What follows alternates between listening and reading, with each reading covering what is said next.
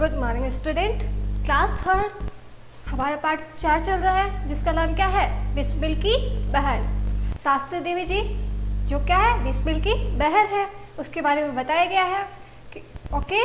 तो सबसे पहले हमने क्या पढ़ा था, पिछले वीडियो में हमने क्या पढ़ा वो एक बार वापस रिवाइज करूँगी और आज हम ये चैप्टर कंप्लीट करेंगे। जो थोड़ा सा बच गया उसको पूरा करेंगे। ओके, एक बार मैं रिवाइज करती हूँ वापस से।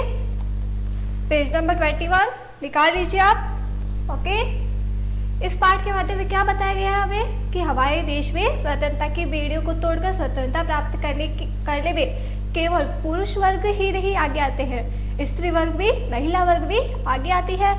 कैसे आती है, अगर वह कैसे आती है, प्रत्यक्ष अप्रत्यक्ष रूप में कैसे भी करके इस संघर्ष में भाग लेती है और इसमें भाग ले पाए तो किसी न किसी रूप से क्रांतिकारी भाइयों को अपना संपूर्ण सहयोग देती है। तो वह ऐसे भी आगे आ सकती है, तो वह क्या करती है, किसी न किसी रूप में क्या करती है, क्रांतिकारी भाइयों का सहयोग करती है और उनकी मदद करती है।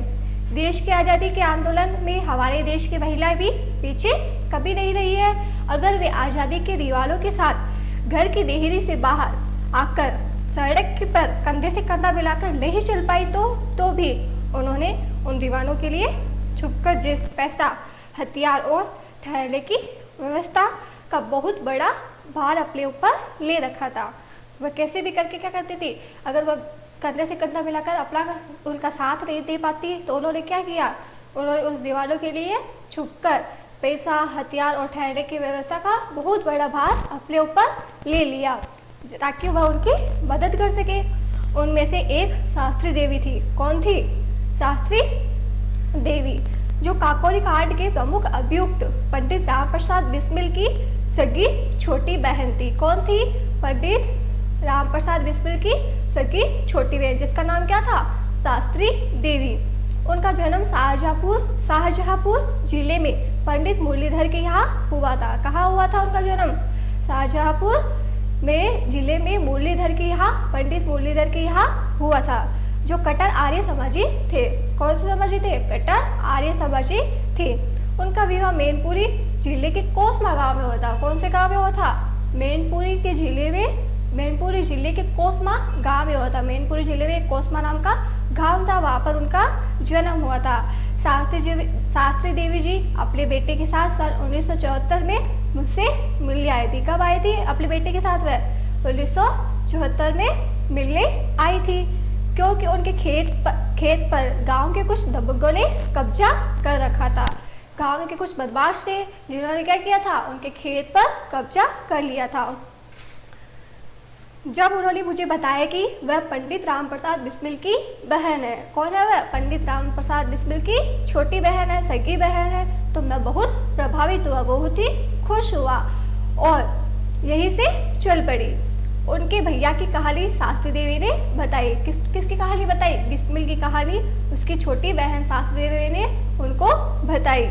मेरी शादी मेरे भैया के सहयोग से कोसमा में हुई थी। कहाँ पर हुई थी उनकी शादी? उनके भैया के सहयोग से कोसमा में हुई थी। कोसमा स्टेशन से लगा हुआ ही कोसमा गांव है। जब रेल लेट हो जाती थी तो भैया कोसमा गांव के देशभक्त बड़े जमींदार हाजियार खान के यहाँ कभी कभी रुक जाते थे।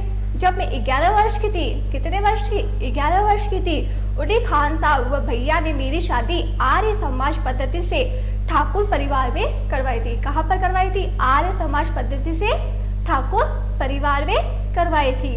भैया शादी के बाद कभी मेरे पास तो कभी निकटवर्ती गांव चंदीकरा चले जाते थे। वहां उसके मित्र पंडित सिद्ध गोपाल चतुर्वेदी रहते थे। कौन रहते थे वहां उनके मित्र? पंडित सिद्ध गोपाल चतुर्वेदी रहते थे, जो 1919 के मैनपुरी षड्यंत्र केस के प्रमुख अभियुक्त थे। कौन थे? 1919 के मैनपुरी षड्यंत्र के केस के प्रमुख अभियुक्त थे। चंदीगढ़ गांव में एक शिव मंदिर है। कौन सा मंदिर है? शिव मंदिर, जो बड़े मंदिर के नाम से आसपास के इलाकों में प्रसिद्ध है। वह मंदिर क्या है? आसपास के इलाकों में बड़े मंदिर के नाम से प्रसिद्ध है। वहाँ एक संत स्वामी एकत्वानंद जी रहते हैं। कौन रहते हैं? एक संत स्वामी एकत्वानंद जी रहते थे, जो ज्योतिष और गीता के मवेगे थे।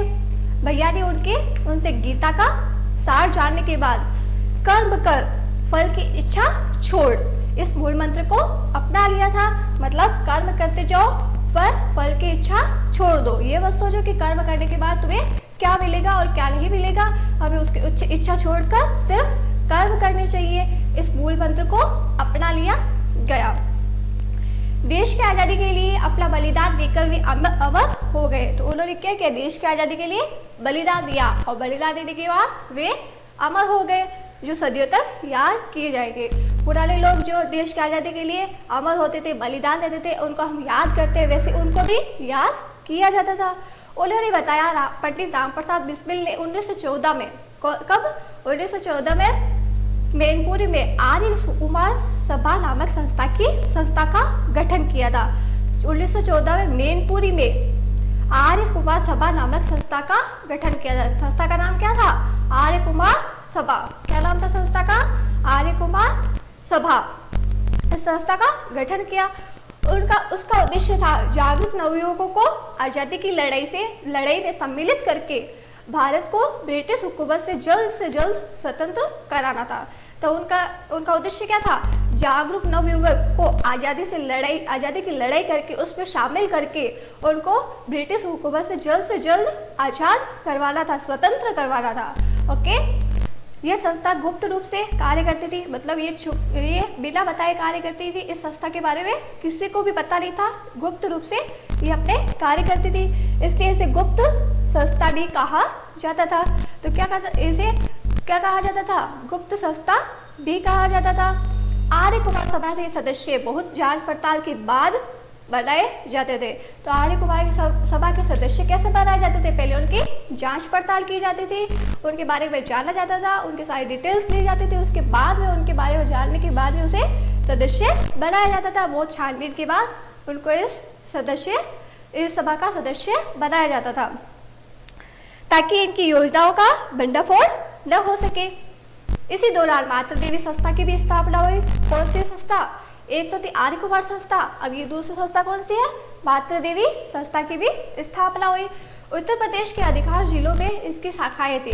इसकी बहुत सारी शाखाएं थी। कितनी शाखाएं थी? इनके नाम अभी बताए जाएंगे।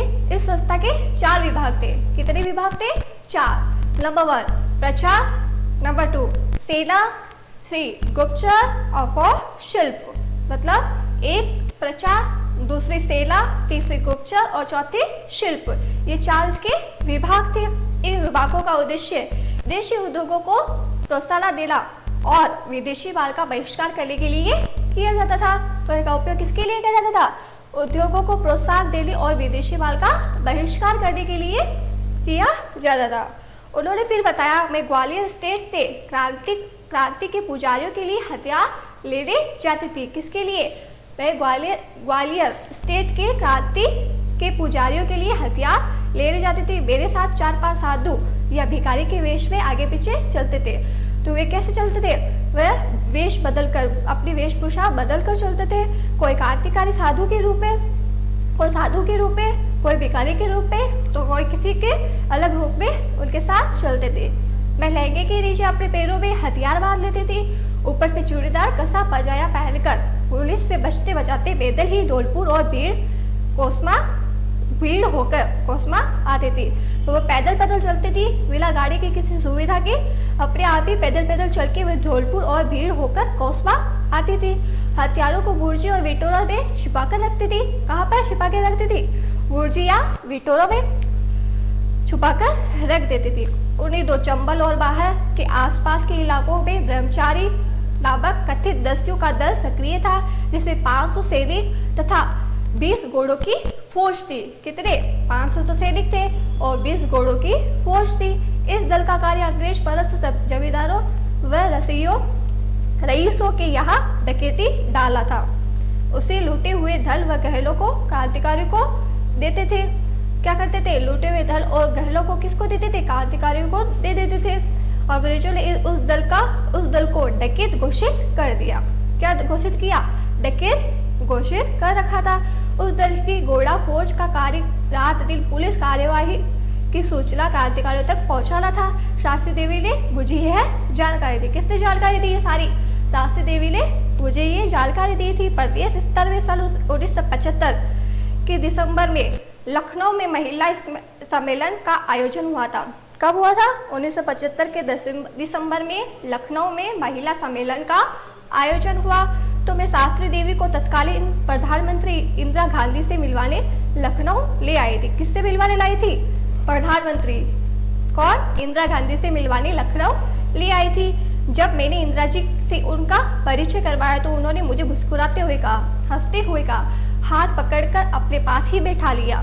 मैंने उनकी दयनीय स्थिति बताई, उनको सारी स्थिति बताई तो उन्होंने तत्काल कुछ धनराशि उन्हें दिला दी थी, कुछ पैसे दिला दिए थे और मदद की आश्वासन भी दे दिया था। मदद के लिए उन्होंने आश्वासन भी दे दिया। तो अब जब भी उनको ज़रूरत पड़ेगी, जब भी उनको कोई किसी चीज़ की मदद चाहिए तो वो उनको जरूर पूरा करेगी। साल 80 के दशक में वह अपने बेटे के साथ दिल्ली चली गई थी। कब चली गई? 80 के दशक में वह अपने बेटे के साथ दिल्ली चली गई थी। वहां पर उन्होंने चाय की दुकान खोल रखी थी। क्या खोली? चाय की दुकान खोली। ऐसा मैंने दिल्ली से प्रकाशित होने वाली पत्रिका में माँ बेटे के चित्र के साथ समाचार पढ़ा था। बाद में उनका वही देहांत हो गया। ओके, पंडित राम प्रसाद बिस्मिल के नाम के साथ ही शास्त्री देवी की याद भी बहुत आती थी। तो उनकी याद कहाँ आती थी? जब राम प्रसाद बिस्मिल के साथ उनकी बहन छोटी शास्त्री देवी जो थी उनकी भी बहुत याद आती थी।